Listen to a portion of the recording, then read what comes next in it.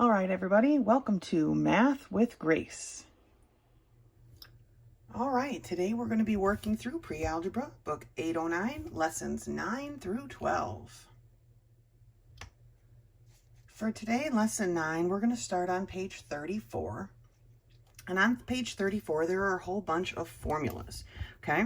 Take a moment, get a note card, an index card, something, and write down these formulas so that you have them on hand. Eventually, you'll just know them because we're going to use them so much. But for now, as we're getting started, if you want to put them on a little card or a post-it note so that you have them when we're working, then that's fine. All right, here's the area formula for a rectangle, okay? Area equals length times width. All right, so length times width is our area, all right? But we're going to be dealing with areas and all these formulas with missing numbers. We're not actually searching for the area or the circumference. They're going to give us that information, and we're going to be looking for the missing side, okay? Circle, we have our circumference. Remember, our circumference is if we stood at one spot on the circle and walked all the way around. It's kind of like the perimeter of a circle is called the circumference. And our circumference is equal to pi times the diameter. All right. Here is parallelogram. Area equals base times height. Now, unlike a rectangle, we can't just take the length of a side here, okay? We need to know the height, which is perpendicular to the base. All right, area equals base times height. Here is a rectangular prism, and we're finding the volume, okay? It would be like a shoebox sort of thing. Picture that. The volume equals the length times the width times the height. Okay, here we're going to have something cubed, okay? Remember, when we do area, it's always unit of measure squared. When we find volumes, it's always unit of measure cubed, okay? The next formula here near the bottom is the perimeter formula. Now, just like I talked about the perimeter of our circle up there being the circumference, perimeter of a rectangle is if you stood at one spot and you walked all the way around. Think about if you walked around your yard, okay? How far would you have walked? Well, that's your perimeter. And the formula for the perimeter is 2 of the lengths plus 2 of the widths. Because think about it, you're walking. So you've got a width plus a length plus a width plus a length. Okay, so 2 lengths plus 2 widths gives us our perimeter. Walking around if we were putting a fence up around our yard. And the last formula we're going to look at is a triangular prism. And again, we're dealing with volume, okay? And our formula for this is volume equals big B times H. Now, this big B stands for, the big B is equal to the area of the base. And the base is this shaded part. Now, in this example here, they've just told us what big B is equal to. But as future goes on, we'll have to figure out first what the area of the base is and then continue with our formula for our volume, okay? So volume equals big B times H, which is our height or this length here of our prism, okay? Those are the formulas that we're going to be working with. Let's take a look at some of the problems. Okay, if we take a look at problem 1 on page 35, we have a circle, all right? And it's giving us the fact that our circumference is equal to 125.6 inches, all right? Well, remember from the page before that our formula for circumference is circumference equals pi times the diameter, all right? And they're telling us in the instructions to use 3.14 for pi. So in this problem, we're actually solving for the diameter, right? We don't have the diameter. Usually you have the diameter and you multiply that by pi to get your circumference. Here, we're walking it back a little bit differently. So we are going to divide, just like in a math problem, if these were numbers or variables, if we divide both sides by pi, okay, they cancel on this side, then our diameter is equal to circumference divided by pi. Okay, so since we're looking for our diameter, this is the formula that we're going to use, that our diameter is equal to the circumference divided by pi. So let's substitute in the information that we have.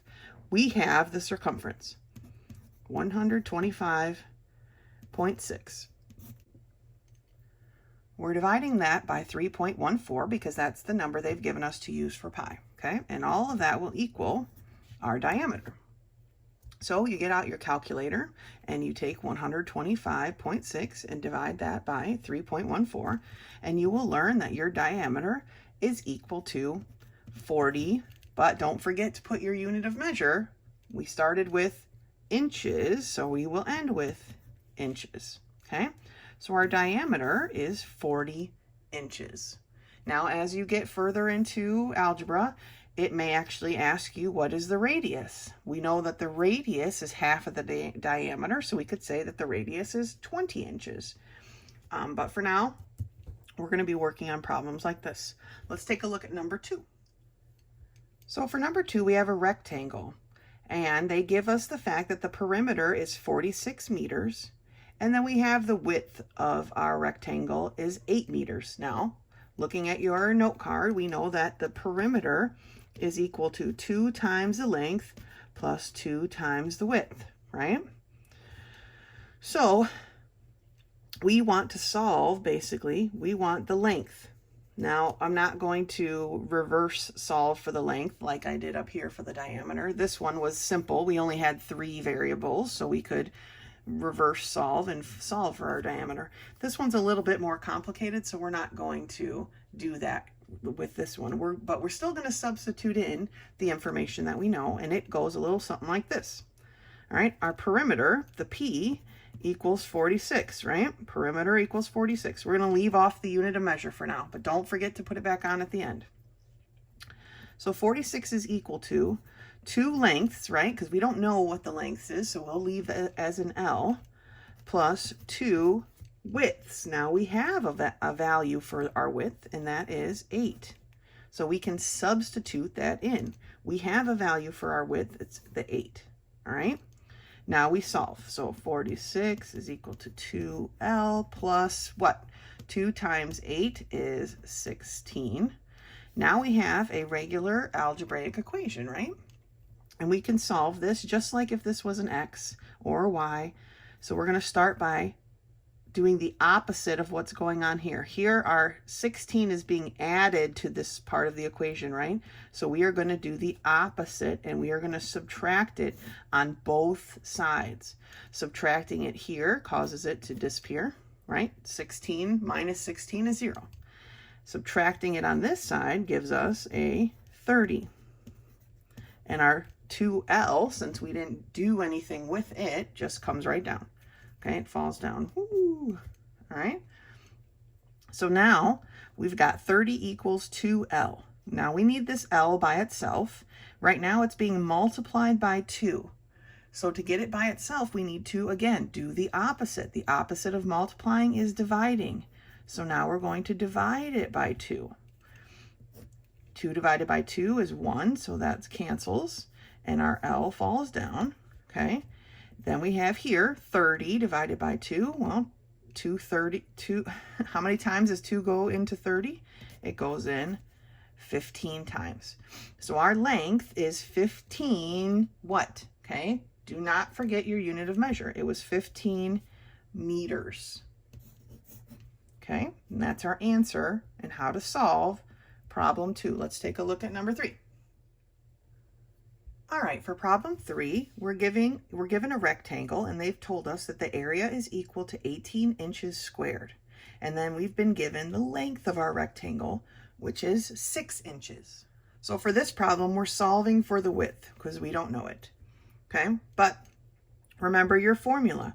The area of a rectangle, and a lot of times I'll draw like a little rectangle underneath there, so I remember what I'm working with, is length times width, right? So we're going to use this formula and solve for the area, or solve for the width of our rectangle. Now we can reverse engineer this formula just like we did up here, or we can just substitute in. So let's just try this time just substituting in. So we know what the area of our rectangle is, and that is 18. All right, we know what our L is, so we can write that down as a 6, but we don't know what our W is, right? So we just leave that as a variable, our W. Now we need to solve for that W. It wants to be by itself. It doesn't like people. It just wants to be alone. So we've got to make that happen. 6 is being multiplied by the W. So to get rid of it, we need to do the opposite. The opposite of multiplication is division. So we're going to do the opposite and divide by 6 on both sides. Here, 6 divided by 6 is 1, so they're gone, and our W comes down. And then we have to decide 18 divided by 6. How many 6s are in 18? Okay, well, there are 3, right? So our width is 3, but don't forget your unit of measure. It's 3 what? It is 3 inches. Okay?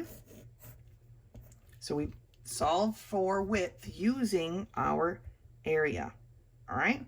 Let's take a look at number 4.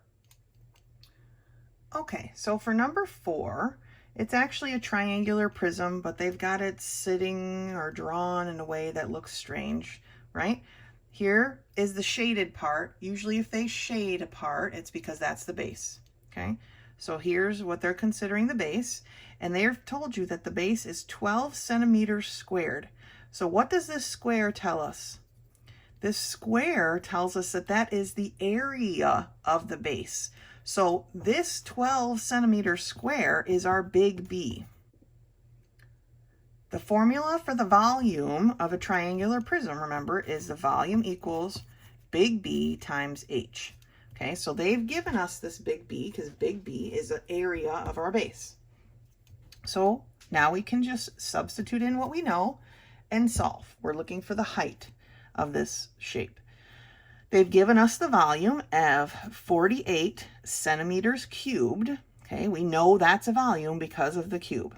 All right, so 48 is equal to, our big B is 12 H, right? We don't know our height, so it stays as an H.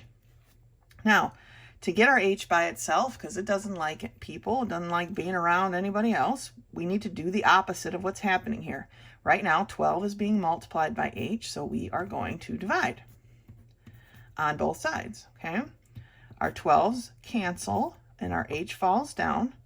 48 divided by 12 is what? How many 12s are in 48? Well, there are 4, right? But for what? Now, centimeters cubed is listed here, and centimeters squared is listed here. But remember, we're just talking about our height.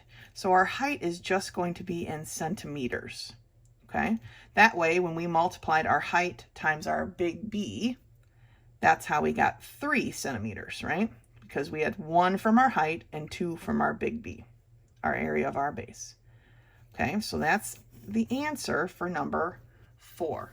Okay, so those are our formulas that we're going to be working with from now on. Like I said, go ahead and write them on a Post-it note or a note card, something you can keep with you, and have them with you for now. Good job.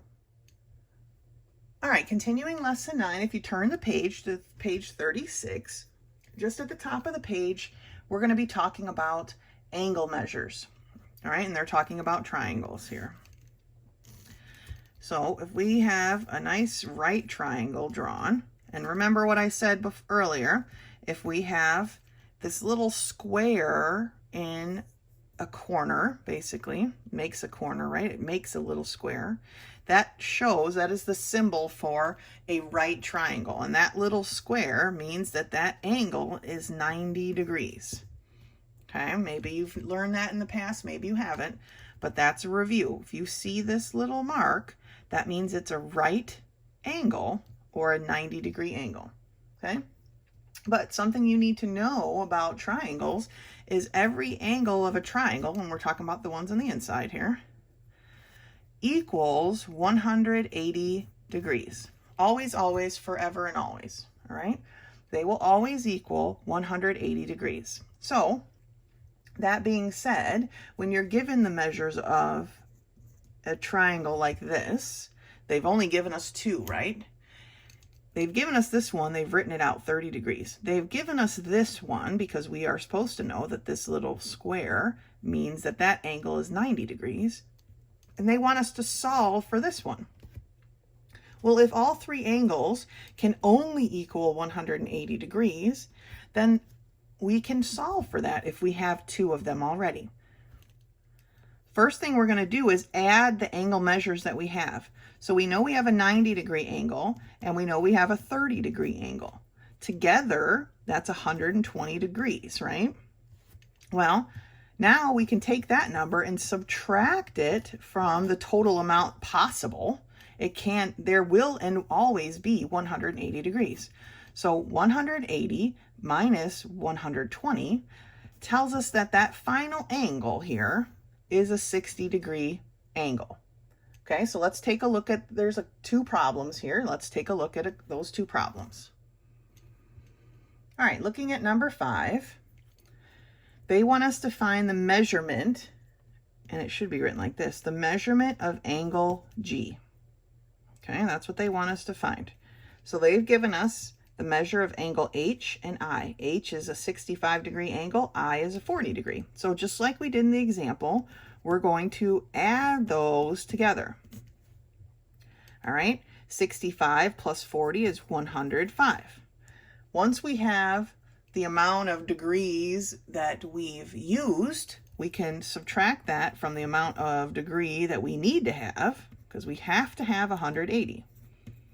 It's not a triangle if we don't. So we can take 180 minus 105, okay, and we find out that our angle is 75 degrees. So the measure of angle G is 75 degrees. Now when we're talking about measurement of angles, we always have to include this little degree symbol. It's just a little circle, it's tacked up there like you would tack up an exponent, okay? I don't include it when I do my math because it's just too many circles, all right? It's just too much writing. But I leave it out till the end, just like I did with our formulas, okay? I left out that unit of measure, but when we write our answer, we always need to make sure we include our unit of measure. And in this case, our unit of measure is degrees, all right? Let's take a look at number 6. And, you know, mad props to my drawing skills, right? No, I traced these, so I'm terrible at drawing shapes. So I just traced these from the book, but let's take a look. For number 6, they want the measure of angle X, all right? So they gave us Y and Z. So again, we're going to add up what they gave us, which is 35 degrees for Y and 40 degrees for Z, for a total of 75 degrees. And then we take our 180, because that's how much we need, and we subtract our 75, okay? 180 minus 20 or 75 is going to give us 105 degrees. All right, so we know that the measure of angle X is 105 degrees. It is obtuse, right? It is larger than 90 degrees. It is an obtuse triangle, okay? This one, because all of the angles were less than 90 degrees, is an acute triangle. But we'll learn more about that later. Okay, that was lesson 9, formulas, angle measurements. Great job, guys. The next lesson we're going to be looking at is lesson 10. It starts on page 37, but we're going to start on page 38 because there's like, what, one sentence on page 37? And that sentence reads, prime factors. We use prime factors to find the greatest common factor of 2 or more numbers. Okay, the greatest common factor of 2 or more numbers just means the greatest factor that they have in common. Greatest common factor. It's pretty self-explanatory. But maybe you're not used to finding prime factors. So I'm going to do problems 1 through 3, talking you through the steps. rather than looking at the example specifically, okay?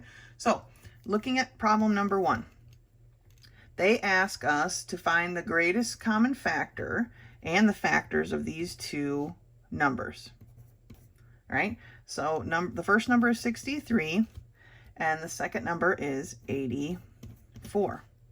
They want to know what factor they have in common, okay? And so that's what we're going to look for. But to do that, we have to find out what factors each of them have to themselves first, all right? So here's how I like to do that. I'm going to leave that space blank. I'm going to work over here. All right, I've got 63 is where I'm starting, okay? Now, when we're talking about factors, we always want to use prime factors, all right? So using a prime factor, remember a prime number is a number that can only be multiplied by 1. There's no other combination of numbers to multiply by to get it, like 2, right? You can only multiply 2 times 1 to get 2. There's no other combination, so 2 is the prime factor. 3, okay? And I'm talking about whole numbers.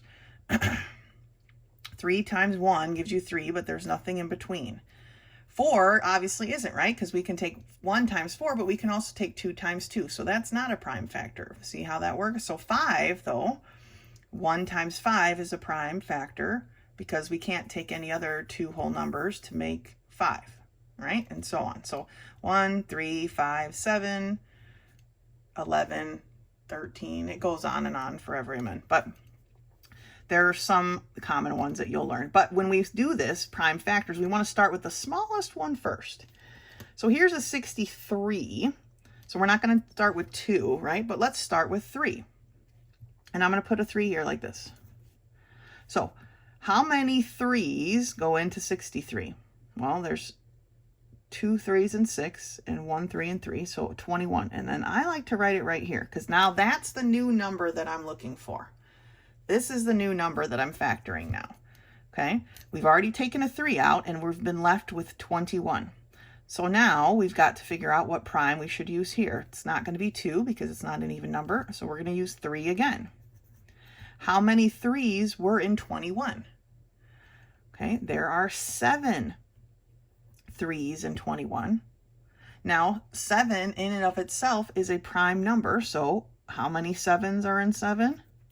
There's just 1, right? So we're at the end of our line.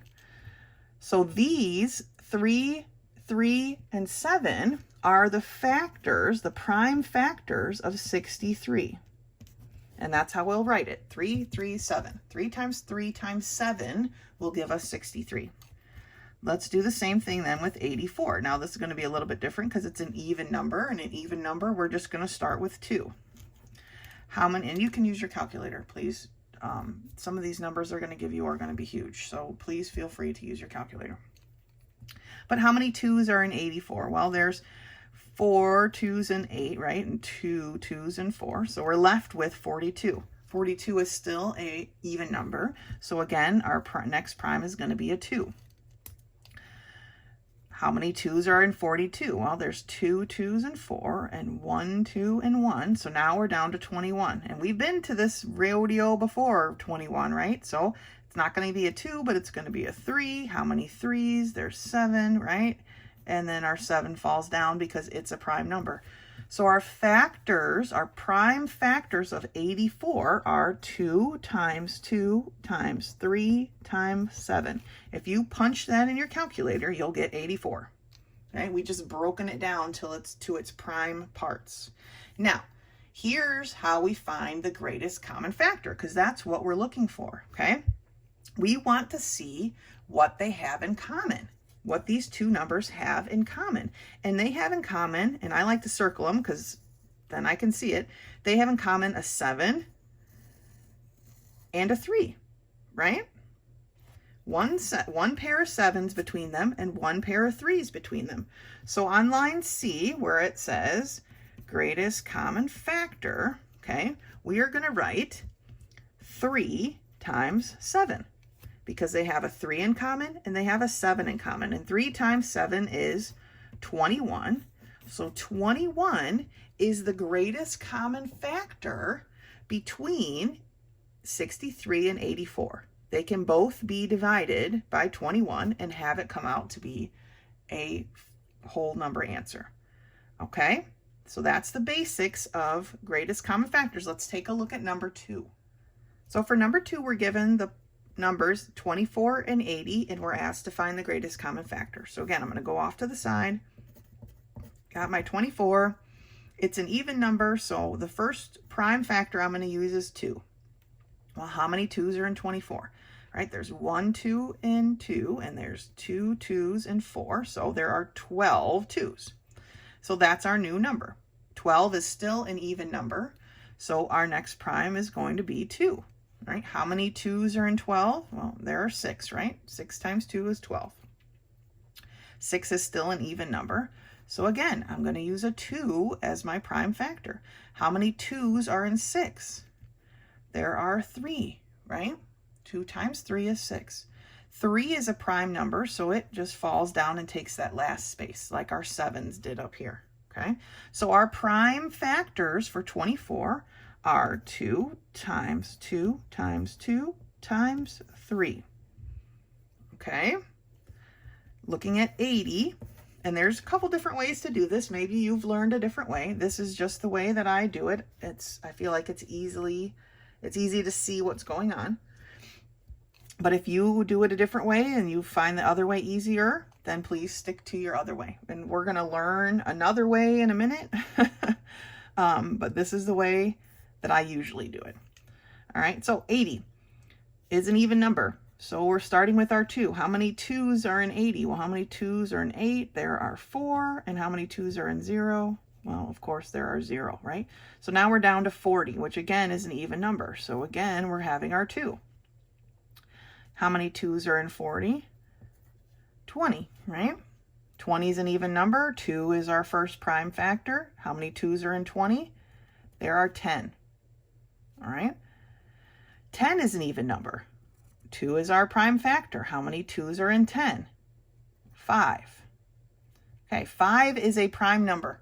No two numbers other than 1 and 5 multiplied by each other, whole numbers. Let's not talk about fractions.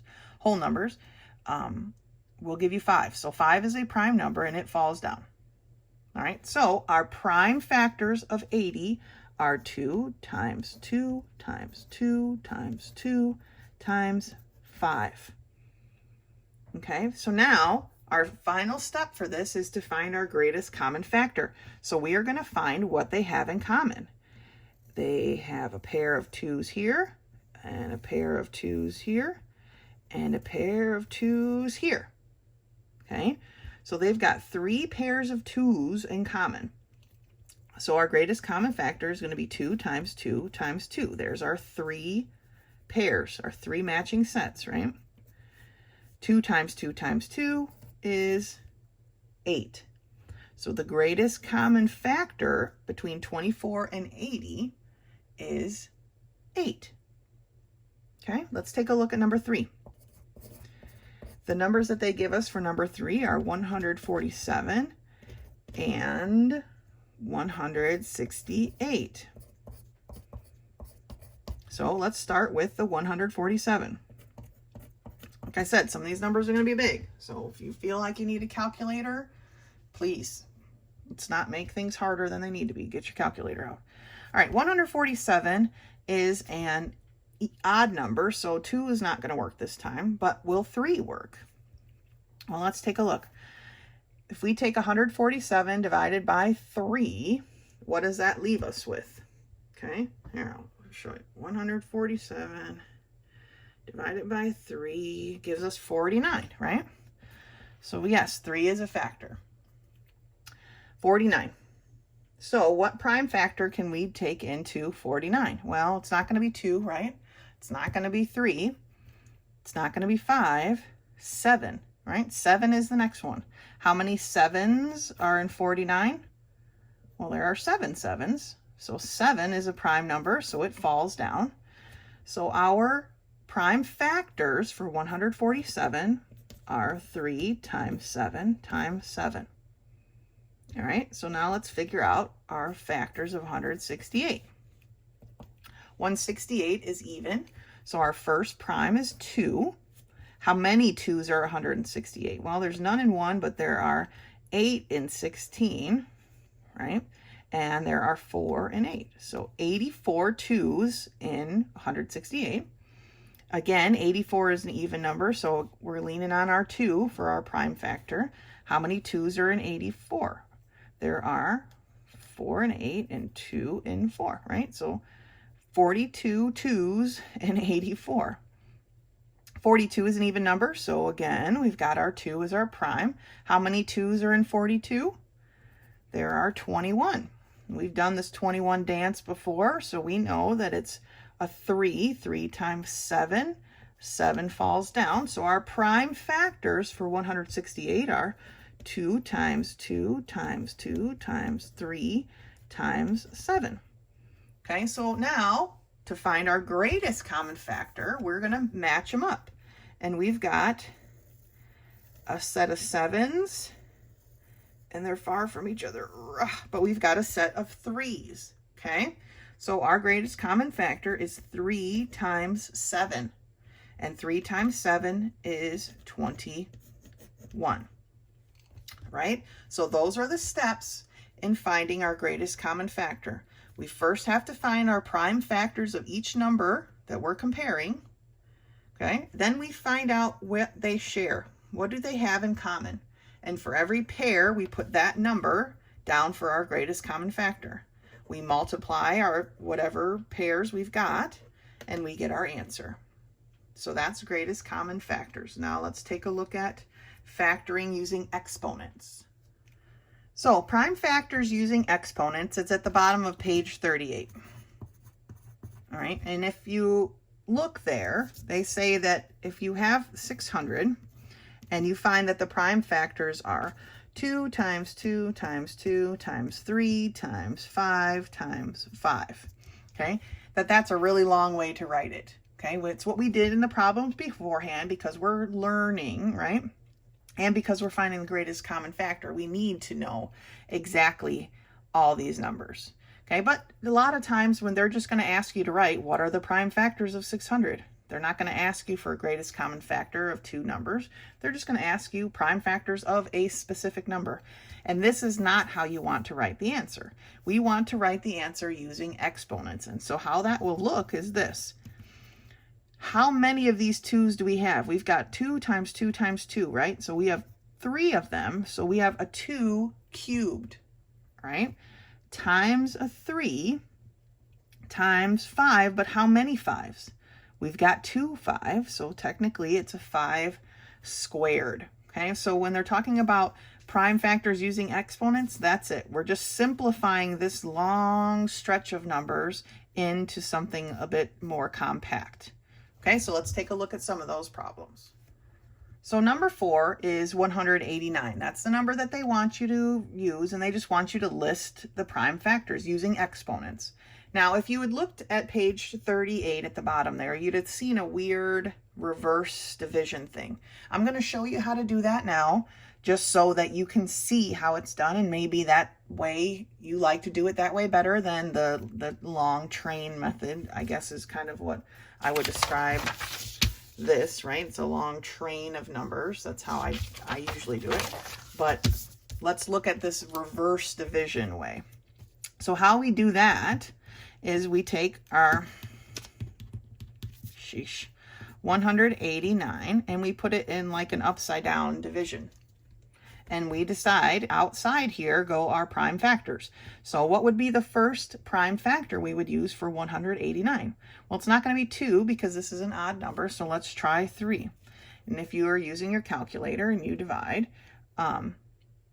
3 goes into 89 63 times. So we put our 63 underneath, and then we put another division bracket underneath there, okay? They almost look like shingles on a roof, kind of. So now we're at 63.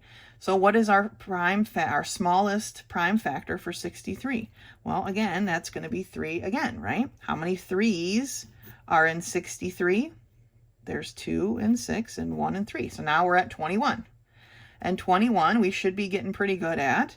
We know there is 3 goes into 21, and it goes in 7 times. Now, the 7 is a prime number, so I'm not going to put a box around it. I'm done. That's it. So everything on the outside of our shingles, or whatever you want to call these, or upside down division brackets, everything on the outside of that are our prime factors. All right? So because they want us to list them with exponents, let's do that. We've got 3, but how many 3s did we have? We had 1, 2, 3 3s. So we have 3 cubed times 7, okay? Because 7 is just by itself. Now, that is our list of exponents, or our list of prime factors using exponents. All right, let's take a look at number 5. And number 5 is 84. And again, I'm going to use this upside down division thing just so you can see how it works. But I'm going to go over here. 84. 84 is an even, so we're going to start with 2. How many 2's go into 84? Well, there are 4 2's in 8 and 2 2's in 4, so 42.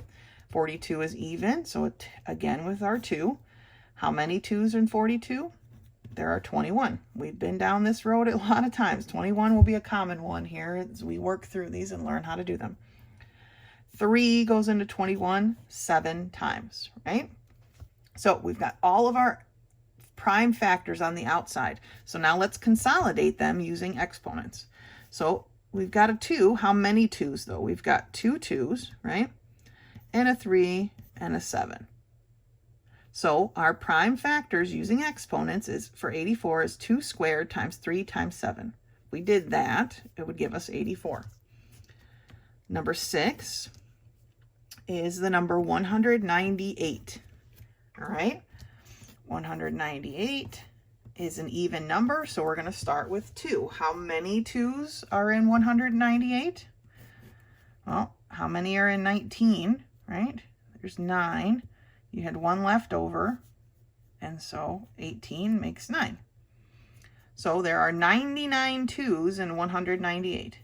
All right, well, 99 is an odd number now, so we need to use a 3, or try a 3 anyway. How many 3's go into 99? Well, there's 3 3's in 9 and 3 3's in 9. So 33. Again, 33 leads us to another 3 for our prime factor. How many 3's are in 33? There are 11. 11 is a prime number. No other whole number combination besides 1 and 11 will multiply by each other to make 11. Therefore, 11 is a prime number, and we're done. We've got everything on the outside of our shingles, and so let's list them with exponents, right? We only have 1 2. How many 3's do we have? We have 2 3's, or 3 squared, and we have our 11. 2 times 3 squared times 11. Now, if you've noticed here, I'm always listing these factors from smallest to largest. That is how we do things when we're listing prime factors. We always want to start with the smallest and go to the largest. Now, when you're finding your prime factors, you may, if you have the number like 200 or 600, like our example here, you may start with 5. And then you may down here somewhere have a 2. And that's fine. But when you list them, make sure you start your list with the 2, not the 5. All right? We want them in numerical order from smallest to largest. Let's take a look at the last example, which is number 7, and it is the number 75. So here's a good example of what I was just talking about. 75 is divisible by a couple of different things, but the clearest one that you want to just jump to is 5, right? How many times does 5 go into 75? Well, it goes into 7 once. There's 2 left over, so 25 is what we have now here. 5 goes into 25 5 times, right? So now we're left with 15, which again, you want to list a 5, right? Any number that ends with a 5 or a 0, you know 5 goes into easily. So how many 5's are in 15? There are 3 5's in 15, right? 5 times 3 is 15. 5, 10, 15. So we have our prime factors. We're done. 3 is a prime number. So now when we list these, even though we did our 3 last, because it's smaller than 5, we're going to list it first. So we've got 3 times 5. How many 5's? 2. 2 times. So our prime factors of 75 are 3 times 5 squared. Okay? And those are prime factors, and that's the end of lesson 10. Great job. Our next stop here is lesson 11, and it's on page 40, and it's all about conversions. Now, maybe you've done conversions before in science, and so maybe this is something you've done before, or a review, and maybe you're thinking, what the heck's a conversion, right? But we'll work through it, and we can do this together. So here are the 3 steps of converting something. And we write our conversion ratio and label the units. Then we write our second ratio, which is the measurement that we're given. All right, and then we solve. Now this box right here is going to be very important. This box right here is a set of conversion ratios that we will be using a lot, okay? So learn these. Right now, if you still have your Post-it note with your areas and your volumes on it, flip it over and write these down.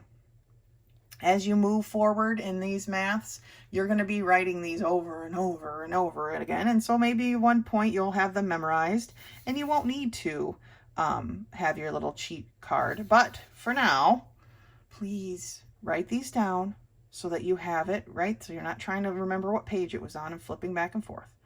Okay, now we could go through the example, but honestly, there's about 15 homework problems that we're going to go through. So let's just do those and we'll use those as our examples. Okay. I was being dramatic. There's only 10, but still, we're going to work through our conversions. Okay, so lesson 11, conversions. I'm on page 41. All right, and so let's start with number 1. Number 1 is 65 miles, and I'm just going to abbreviate. And they want to know approximately, that's what that squiggly equal sign means here, approximately how many kilometers is that?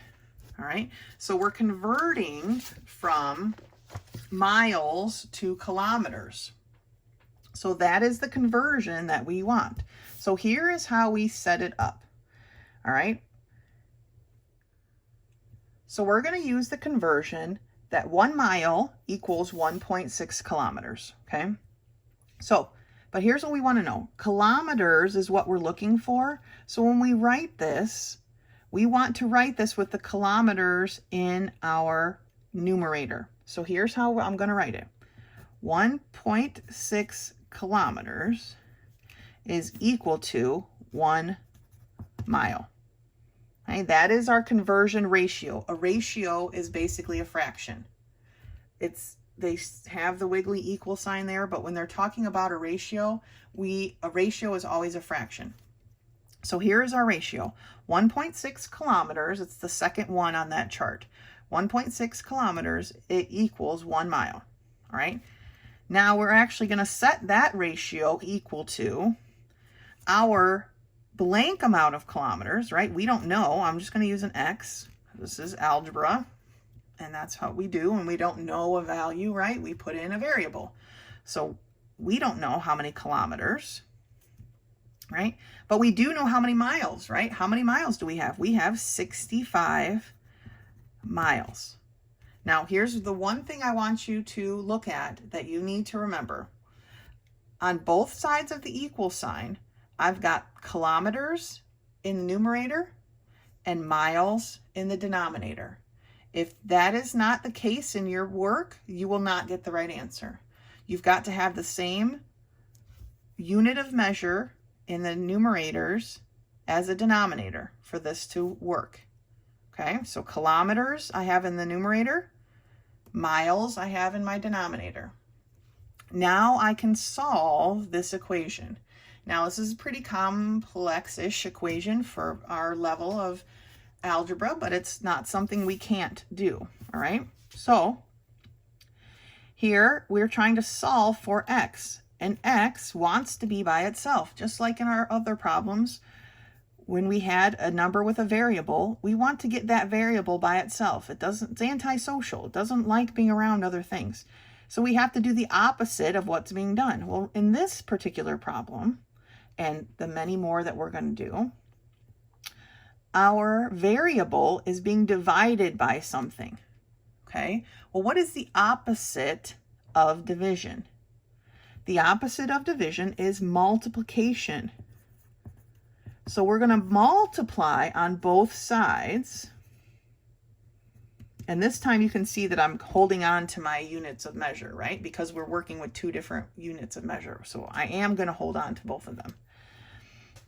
But we're going to multiply by 65 miles on both sides of this equation. On the side with our x, our 65 miles cancels, right? 65 miles divided by 65 miles equals 1, right? So it's gone. On this side, however, that's not the case. But what we can cancel now are the mile portion. See, mile divided by a mile is just a 1. It's gone. So what this leaves us with is 65 times 1.6 kilometers equals x. So after that, after what we've done here by multiplying by 65 miles on both sides, what we're left with is 65 times 1.6 kilometers, and that's what we're going for, right? All of our other units of measure are gone, and we're left with just our kilometers, and that's what we want. Yay. Okay, kilometers. Now all we have to do, x is by itself, is multiply. So we pull out our calculator, and we multiply, and that we find out that our missing value is 104 kilometers. All right, 65 times 0.6 gives us 104 kilometers. All right, let's take a look at number 2. All right, for number 2, we're doing the opposite of what we did in number 1, right? Here we're going from kilometers to miles, but we're going to use the same conversion, except this time, because we're looking for miles, our miles is going to start in the top. So we've got 1 mile is about 1.6 kilometers. That is our ratio, our conversion ratio that we've been given. Okay, and we're going to set that equal to our, we don't know how many miles. That's what we're solving for. Remember, our miles is going to be in the numerator now. But how many kilometers? What did they give us? They gave us 88 kilometers. All right, now just like problem number 1, here's our x. It wants to be by itself. It's being divided by 88 kilometers, so we're going to multiply. We're doing the opposite. We're going to multiply by 88 kilometers to get rid of this 88 over here. The x wants to be by itself. When we do that, when we do the opposite action, it cancels those out. Okay, now on this side, our kilometers, one's in the numerator, one's in the denominator, so kilometer divided by kilometer is 1. So those are gone. And now we're left with, this problem's a little bit different, right? We're left with 88 times 1 mile. We'll just list it like that for right now. Divided by 1.6. No unit of measure. Our only unit of measure we should have left at this stage is the one we're searching for, and that's what we have here. So basically 88 times 1 mile is 88 miles, right? Same thing. So 88 miles divided by 1.6. If you pull out your calculator and you punch in 88 miles divided by 1.6, you'll come to know that it's 55 miles. Okay, and we can write that over here. And so 88 kilometers is about 55 miles. Okay, let's take a look at number 3. Number 3 is a little bit different because it's gallons, and we've given us 35 gallons is approximately how many liters? All right, well, if you go and you look at your conversion table, there is a gallon to liter conversion. So when we do that, when we set it up, remember that we're looking for liters. So we want the liter portion of that in our numerator or in the top of our ratio. So we know that from our chart, 3.8 liters is about 1 gallon, right? Liters in our numerator because that's what we're looking for. Gallons in the denominator because that's what we're given. All right, we're going to set that ratio equal to the we don't know how many liters, okay, over the 35 gallons that they've given us. All right. Just like every other problem we've done so far, x wants to be by itself. It's being divided. We're going to do the opposite action, which is multiply, and we're going to do that on both sides. What you do on one side of an equal sign, you have to do on the other. All right. So our 35 gallons over here is gone. Our gallons here is gone. And what we're left with, right, is 35 times 3.8 liters equals x. Any number over 1, see this 1 is the only thing in the denominator. Any number over 1 is just that number. Okay, 4 over 1 equals 4, right? So we can get rid of the denominator at this point because we don't need it. So we're left with 35 times 3.8 liters equals x. If we pull out our calculator and punch that in, we find out that that's 133 liters, right? So 35 gallons is approximately 133 liters. Number 4, we're just going to keep plugging on. I'm doing them all. So we're just going to keep plugging on here. We've got 80 liters is approximately how many gallons? Okay, same conversion, except this time we're switching it because we're solving for gallons. So we want our gallons in the numerator. So we know that 1 gallon, our ratio, 1 gallon is about 3.8 liters, right? And we don't know how many gallons we have, but we know we have 80 liters. All right, just like the rest, x needs to be by itself. We're going to do its opposite action. It's being divided. We're going to multiply 80 liters on both sides. Here they cancel. Here our liter cancels, and we're left with gallons, which is perfect. And so now we can write what we've been left with. Canceled everything out. It's kind of sloppy. Let's rewrite it. 80 times 1 just means 80 gallons, right? Divided by 3.8 equals x. Now this problem to solve, we're dividing, right? But again, just punch it in your calculator. 80 divided by 3.8, and we get 21 gallons. So 80 liters is about 21 gallons.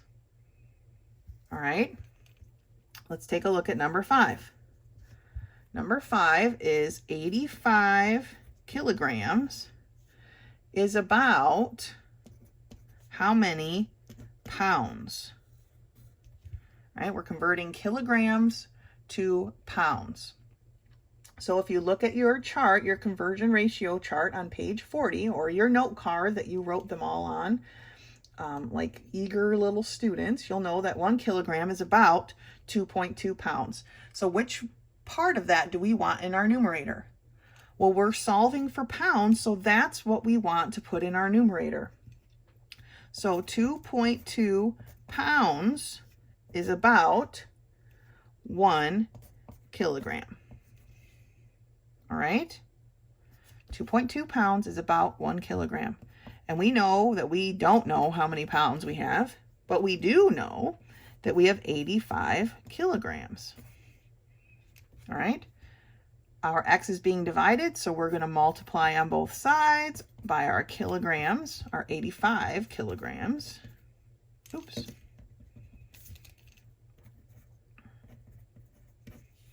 All right. Cancel, cancel. Kilograms gone, kilograms gone. We're left with pounds.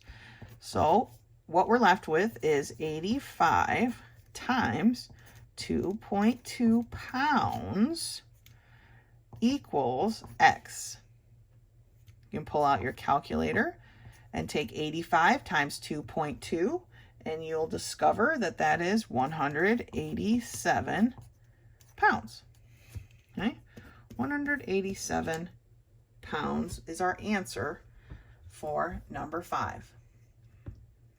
Okay, let's take a look at number 6, and then I'm gonna have to get a clean sheet of paper because I'm running out of room here. 6 is 47 pounds is about how many kilograms? All right. If we look at this ratio, how this worked out, small-ish amount of kilograms, big amount of pounds, small amount of pounds, probably going to be an even smaller amount of kilograms, right? But let's take a look. All right, so we're using the same ratio. 1 kilogram is about 2.2 pounds, but this time our kilograms are going to be in the numerator because that's what we're solving for. See, we can just turn these ratios around however we need to, but we need to make sure we copy them correctly, because if we change the numbers, then we're going to have an incorrect answer. We don't know how many kilograms we have, but we know we have 47 pounds, right? Just like every other problem here, we're going to multiply by that denominator of 47 pounds to get rid of it. Gone, gone. Pounds gone, pounds gone.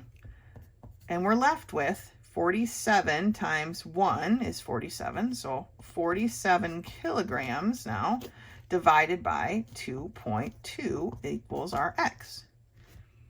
Okay, pull out your calculator. 47 divided by 2.2 tells us that our x is equal to 21 grams, or 21 kilograms, sorry. 21. Okay, let me get a fresh sheet of paper and we'll look at the rest.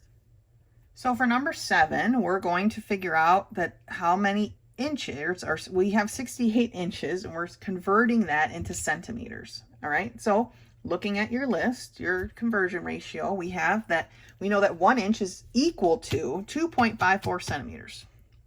Okay, this is not a squiggly one, that is the exact answer. Okay, it's not been reduced. It's not been rounded, basically. So 1 inch equals 2.5 centimeters. We are searching for centimeters, so that's what's going to be in our numerator. So 2.54 centimeters is equal to 1 inch. Okay, then we set that equal to, that's our ratio, our conversion ratio. We set that equal to, we don't know how many centimeters, but we do have 68 inches. Again, they're being divided, so we're going to multiply to cancel them out. We do the opposite. 68 inches. 68's gone and gone. Here our inches cancel away, and we're left with 68 times 2.54 centimeters equals x. Okay. Pull out your calculator. Type that in, and you'll find that x is equal to, this one is a little bit different than the others, 1.7272 centimeters, right? But we're just going to round it. They want you to round to the nearest whole number. Maybe some of these needed to be rounded and I skipped it, but this one definitely needs to be rounded. We're rounding this number based on this number. 7 is larger than 5, so it's going to push this 2 up to a 3. So 68 inches is about, now because we rounded, so we can't say it's equal to, it's about 172 centimeters. Or I just said we were rounding, oh my lord. 173 centimeters. Okay. Rounded it up. Number 8. 55 centimeters is about how many inches? Well, again, we're using the same conversion, except this time we're solving for inches. So our inches is going to be in the numerator, and our centimeters will be in the denominator. And that's going to be set equal to, we don't know how many inches, over 55 centimeters. Our x is being divided, so we are going to do the opposite. We are going to multiply by 55 centimeters on both sides. Canceled. Centimeters get canceled here. And that leaves us with 55 times 1 is just 55. So 55 inches divided by 2.54 equals our x, right? Pull out your calculator and you'll solve that x is equal to 21.7. Again, we're rounding this 1 based on that 7. 7's larger than 5, so it pushes that 1 up to 22 inches. Okay, so 55 centimeters is about 22 inches. We have to say about because we rounded. All right, you could say it's equal to 2.17 or 21.7 inches, but we rounded. They want whole numbers, so you round. Number 9. Let's take a look at number 9. Here they want us to convert and round to the nearest tenth. So if the decimal is available, they want it to be available. So round to the nearest tenth. 175 meters equals, okay, here we're finding the exact answer. How many yards? All right, well, if you look at your conversion ratio, we know that 1 meter is about 1.1 yards. We're solving for yards, so that's what we want in the numerator. 1.1 yards is about 1 meter. Okay, we set that equal to our, we don't know how many yards, to our 175 meters that we were given. Here we're being divided, so we do the opposite and we're going to multiply. Okay, gone, gone, gone, gone, right? So we are left with 175 times 1.1 yards equals x. When you put this into your calculator, you find that x is equal to 192.5 yards. Now it comes out even to a tenth, so we don't need to round, and so that is just our answer, 192.5. All right, good work. See how these are working? We're setting them up the same every time, the same basic setup, so that we can solve them consistently. Okay, number 10, 30 yards is approximately, so you know we're going to have to round here, how many meters? Approximately how many meters? All right, so our yard to meter, same conversion, except this time we're solving for meters. So our 1 meter is about 1.1 yards. We're going to set that equal to the, we don't know how many meters, over our 30 yards that we were given. Again, it's being divided, so we're going to multiply both sides by our 30 yards. Cancels. Our yard measurement cancels. And we are left with 30 times 1, which is just 30 meters, divided by 1.1 equals x. Pull out your calculator. Doobie-doobie-doo. We find out that x is equal to 27.2727272727. Okay, that seems to be repeating. All right, so they want it rounded to the nearest tenth, so we're rounding this 2 based off of this 7. 7 is greater than 5, so it bumps that 2 up. So we have 27.3 meters. So 30 yards is about 27.3 meters. So here's our conversions, okay? Remember, the measure that we're looking for is what we want in our numerators, all right? And it's going to be in the numerator on both sides. Here we don't know what we're looking, we don't know how much we have, but that's still our centimeters, okay? Then the measure that we have in our ratio and what we're given are both in the denominator. That's very key. If you get those switched up, they're not going to work in this format. Now, in the future, when we're doing multiple conversions, we'll be doing it slightly different. But for these, from 1-to-1 conversion, centimeters to inches, meters to yards, this is the best setup that you can do, all right? And that's conversions.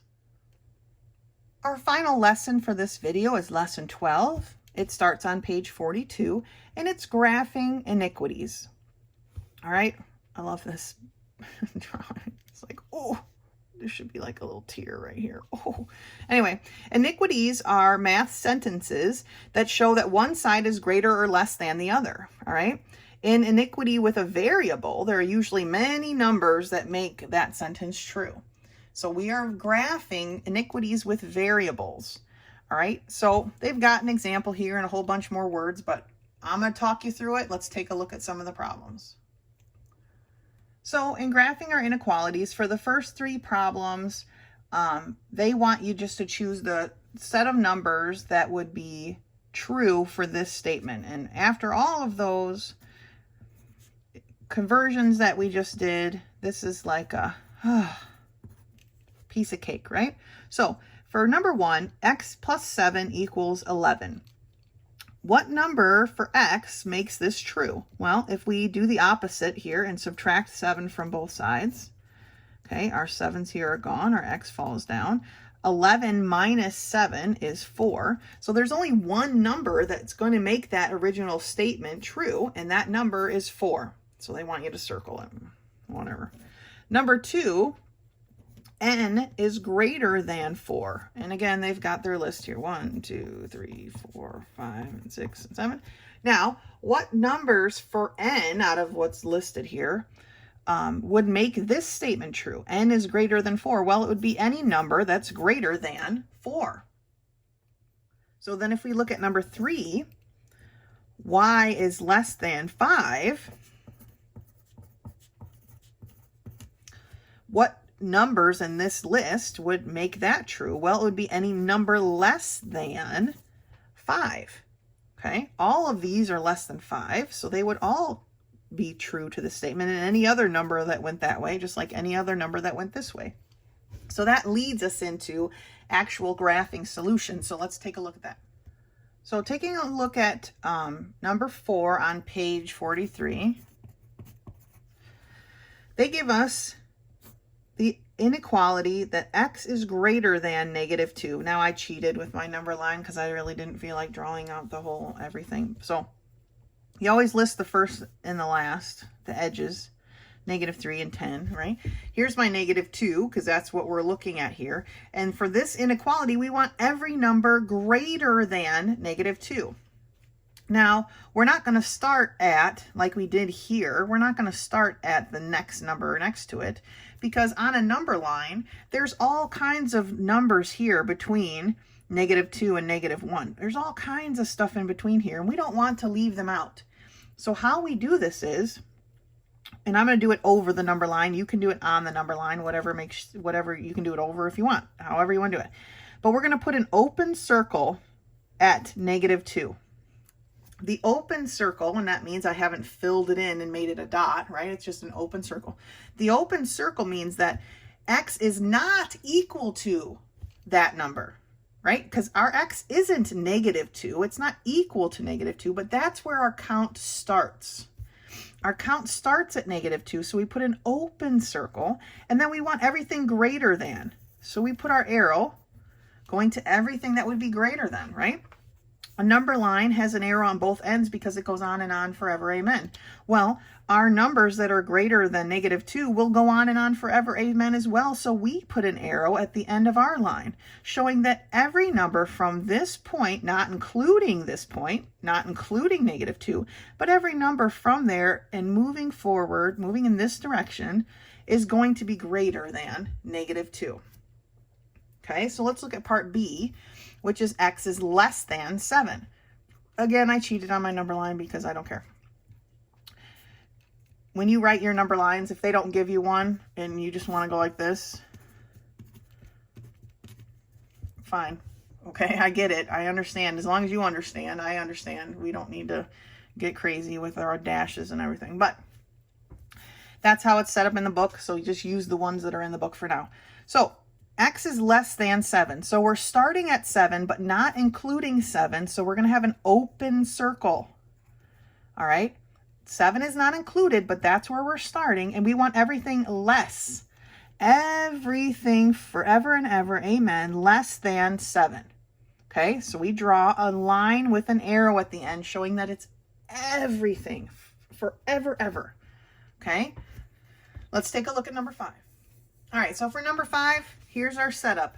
All right, I'm taking the cheater method because it's not really cheating. We'll get it. We know what we're talking about. Okay, here's 6. 0's over here somewhere if you want to include 0. All right.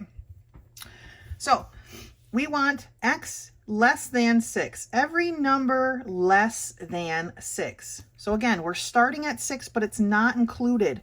So we've got an open circle at 6. Everything less than 6 is going to be on the left-hand side. And so we draw our line with an arrow saying everything less than 6. Here's our mark. We're starting at 6, but not including 6, and everything less than it with an arrow forever and ever is included in this inequality. All right. What about x is greater than 4? Well, again, we're starting at 4, but 4 is not included, so it's an open circle. And here we want greater than. So everything greater than means to the right, right? That's how we use a number line. Greater than 4. So our arrow is going to go to the right with an arrow because it goes on forever. Amen. Okay, so that's how we graph our solution. So moving forward, we're going to actually be solving some inequalities, and then some of them are graphing, but I'm not going to do the graphing part. I think you got ahead on the graphing part. So I'll teach you how to solve them. You already know how to graph them, so I'm not going to do that over again. So let's take a look at the next section. Okay, so the next section is at the bottom of page 43, or the second half of page 43, solving inequalities. Okay, when we solve an inequality, it's not much different than solving an regular algebraic equation. We just need to make sure we pay attention to our sign. All right, so the first part is 6a, and that is stated as x plus 6 is greater than 8. Okay. If this was just an equal sign, how would we solve it? Well, we would solve it by doing the opposite. Right here, our 6 is being added, right? So we're going to do the opposite and we're going to subtract. We're still going to do that. Subtraction on both sides. Here, our 6's are gone. Our x falls down, but we've got to make sure that our inequality stays the same for this particular problem. 8 minus 6 is 2. So in this inequality, anytime x is greater than 2, it satisfies that equation. All right, so that's your answer. Let's look at B. X plus 12 is less than 23. 12 is being added, so we're going to subtract. Our x is going to be less than 23 minus 12, or 11. All right, x is less than 11. Part C, we've got x minus 10 is less than 32. Here we're subtracting 10, so we're going to do the opposite now and add 10. Okay, that cancels our 10. When we do the opposite, it cancels. So x equals, or not equals, x is less than 32 plus 10, which is 42. Okay, so we solve these almost exactly like we solve equalities or equal sign ones equations, except we have an inequality. Now, when we get further with these inequalities and we're multiplying and dividing, things will change. That is not going to be the same. But as long as we're just adding or subtracting, our inequality just stays the same. It just falls right down. Okay, so let's take a look at number 7. Part A. Oh, I'm not going to do part B. That's the graphing. You do that part. I'm not going to show you that part. You can get that part. So x plus 5 is greater than 8. Okay, what satisfies this equation? Well, here are 5's being added, so we're going to do the opposite and subtract. And so we have x is greater than 8 minus 3, or 8 minus 5, which is 3, right? So then they want you to graph that on that graph line. Remember that we're starting at 3, but we're not including 3. All right? So then we can do number 8. You graph that. Let me take a look at number 8. 8 says x minus 8 is less than 10. Here we're subtracting 8. We're going to do the opposite to get rid of it, which is add, and it's gone. Our x is now less than negative 10 plus 8. Negative 10 plus 8 gives us what? A negative 2. Okay, so here our x is less than negative 2. Go ahead and graph that on the line that they've given you. Okay, so the last section is on page 44, and we're talking about this time, less than or equal to or greater than or equal to. Okay, and you can see I already wrote it out. It's because I thought I was recording, but I wasn't. So I'm going to go back over it again. All right, so for number 9, they give us x plus 6 is greater than or equal to 12. Okay, so this is slightly different, but our solvation doesn't change. 6 is being added here, so we're going to subtract 6 from both sides, right? We're doing the opposite. We subtract 6 from both sides. That cancels our 6's, and we're left with x is greater than or equal to 12 minus 6, which is 6. Now, I want to look at the graphing here, because here we have greater than or equal to, which means our 6 is included. When the number is included, we want to fill in our circle. So we no longer have an open circle, but we fill in that circle because that shows that the 6 is included. And then we draw our arrow just like we did before. We want greater than, so our arrow is going to go to the right. Okay? So when it's equal, we want to include it. So take a look at number 10. And like I said, I did this and I thought I was recording, but I wasn't, so it's kind of messy. All right, number 10 is x minus 10 is less than or equal to 2. Well, 10 is being subtracted. We're going to do the opposite, and we're going to add 10 to both sides. When we add 10 to both sides, our 10's cancel, and we're left with x is less than or equal to 2 plus 10, or 12. Okay. X is less than or equal to 12 means 12 is included. So when we have our number line here, we have a filled in dot, okay? Solid circle, because our 12 is part of it. Less than means we're going to go to the left with our arrow, just like before.